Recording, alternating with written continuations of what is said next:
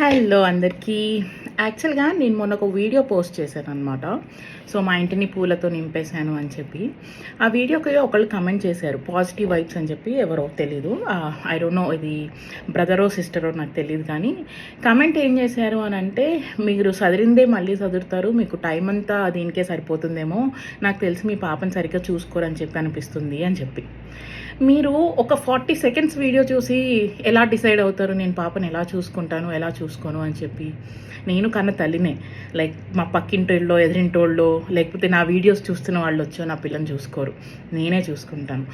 And నాకున్న 24 hours టైంలో నేను నా జాబ్ని, ఇంటిని, నా పిల్లని, ఫ్యామిలీని, నన్ను నేను సరిగ్గా మేనేజ్ చేసుకుంటాను అనమాట. ఇది మేనేజ్ చేసుకోవడానికి నాకు 2 సపోర్ట్ పిల్లర్స్ ఉన్నాయి. ఒకటి మా అత్తగారు, ఇంకొకటి మా ఆయన. సో ఒక 40 సెకండ్స్ వీడియో చూసి మీరు డిసైడ్ అయిపోకండి, నేను జస్ట్ చెప్తున్నా.